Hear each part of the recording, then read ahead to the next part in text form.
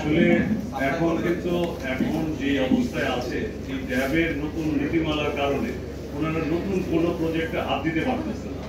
Land ওনাররাও তাদের land দিচ্ছে না, কারণ আগে যেখানে 10 তলা পাওয়া যেত সেখানে এখন 4 তলা করতে হবে। এখানে ল্যান্ড ওনার কি পাবে আর ডেভেলপার কি পাবে, এই কাজটা এমনি বন্ধ হয়ে গেছে।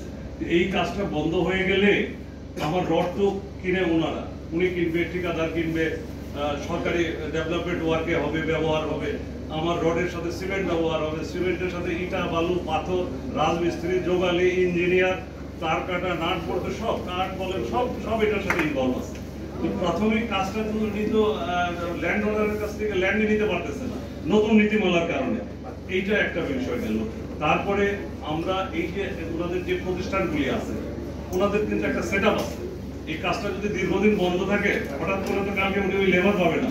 আর আমার ইন্ডাস্ট্রিও যদি বন্ধ হয়ে যায় কালকে আরেকটা ইন্ডাস্ট্রি তো তৈরি করতে পারবেন না আপনি। একটা ইন্ডাস্ট্রি তৈরি করতে তো 5 বছর লাগে। আমাদের যেই ধারাবাহিকতা ছিল উন্নয়নের, যে একটা জোয়ার আসছিল আমাদের দেশে, এটা তো প্রায় 4 বছর যাবত ক্রমাগতভাবে বন্ধ হয়ে গেছে। বড় বড় মেগা প্রজেক্টগুলি বন্ধ হয়ে গেছে। শেষের দিকে যে কয়টা আছে এখন হয়তো টুকটাক করে চলতেছে, ওনারাও পুরানো কন্ট্রাক্টগুলি চালাচ্ছে। এই কন্ট্রাক্টগুলি শেষ হয়ে গেলে নতুন কোনো কাজ তো আসতেছে না ওনাদের হাতে। আর আমাদের রডটাও কিনবে কেমন করে? আজকে এই যে একটা বিকাশ করার যে শিল্পটা, এই যে ঢাকা শহরের বিরাট একটা পরিবর্তন হয়ে গেছে। ঢাকা শহর ছাড়িয়ে অঞ্চলের বড় বড় শহরগুলিতেও এই রিহাব যে প্রাইভেট সেক্টরে বিরাট পরিবর্তন আনছে, সেটা কিন্তু থমকে গেছে।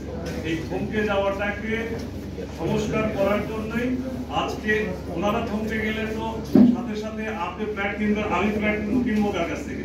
আমার একটা ছোট ল্যান্ড আছে, আগে আমি একটু ডেভেলপমেন্ট দিয়ে সেটাকে করতাম, যার জায়গা নেই সে একটা ওখানে ফ্ল্যাট কিনা মালিক নিতে পারতো। এই যে ধারাবাহিকতাটা এটা কিন্তু বন্ধ হয়ে যাচ্ছে। তো এইটা যাতে বন্ধ না হয়, এখন যে সংস্কারের প্রক্রিয়া শুরু হয়েছে এটা একটা বৈষম্যমূলক ঢ্যাব নীতি হয়েছে, যেটার কারণে দেখা যাবে সমস্ত এলাকায় বন্ধ হয়ে গেছে, কিন্তু একটা নির্দিষ্ট এলাকায় একটা গোষ্ঠীর একটা শেয়ারে কিন্তু এই ঢ্যাবের নিয়ম নীতিমালাটা এফেক্ট করে না। এই যে এই জিনিসগুলিকে এখন সরকার যে নতুন ইন্টারিয়াম গভর্নমেন্ট যে সংস্কারগুলি করছে দ্রুত এইগুলিকে করতে হবে, না হলে এই শিল্পটা হঠাৎ করে রাতারাতি একজন ডেভেলপার হয় নাই। এই রিহাব তো একদিনে করে উঠে নাই। ওনাদের করতে করতে আজকে যে জায়গাটায় আসছে এটা যদি আমার বন্ধ হয়ে যায়, উনি তো নিশ্চয়ই বসে থাকবে না, উনি অন্য কোনো লাইনে এঙ্গেজ হয়ে যাবে। আমার ইন্ডাস্ট্রি বন্ধ হয়ে গেলে আমার শ্রমিকরা বেকার হয়ে যাবে। তো আপনি এই নতুন করে সেট আপটা তৈরি করবেন প্রত্যেকে। আজকে আগের যে ইন্টারিয়াম গভর্নমেন্ট বলেছিল শুধু নির্বাচন করার জন্য, এখন তো নির্বাচন করার জন্য না।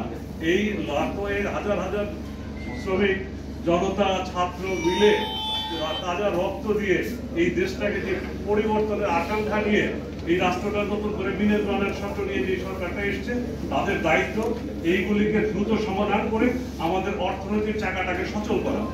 তারপর থেকেই কমে যাচ্ছে।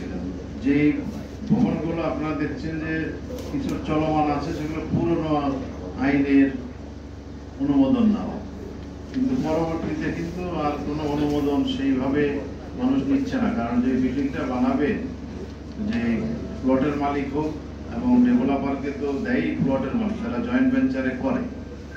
প্লটের মালিক ডেভেলপার যেহেতু এটাকে হাইট, এটা যেহেতু আপনার ভার্টিক্যালি কমে গেছে এক্সটেনশন নতুন আইনে, এখন প্লটের মালিকও উৎসাহ বোধ করছেন না, ডেভেলপার নিচ্ছেন। আমি ডেভেলপারই কি নিবে তার থেকে রেশিও, আর প্লটের মালিককে কি দিবে। তো সেই জন্য এটা স্থবির হয়ে আছে এই জায়গায়। আর আপনি যেটা বললেন যে আমাদের পরিসংখ্যানটা আমরা ওইভাবে করি নাই, বাট এটা হিউজ। আস্তে আস্তে আপনারা ধরেন ঢাকা শহর তো বিভিন্ন এরিয়া, যেমন মিরপুর বলেন, মোহাম্মদপুর, দুইটা এরিয়া আপনি যদি দেখেন যে একটা হলো সরকারের লিজ হোল্ড এরিয়া, যেমন ধরেন গুলশান, বারিধারা, বনানী, উত্তরা, সেগুলো লিজ হোল্ড এরিয়া। সেখানে কিন্তু কিছুটা আপনার আছে, ড্যাবের মাধ্যমে একটু পাহাড়ের পরিমাণটা বেশি আছে, সেখানেও কমে গেছে।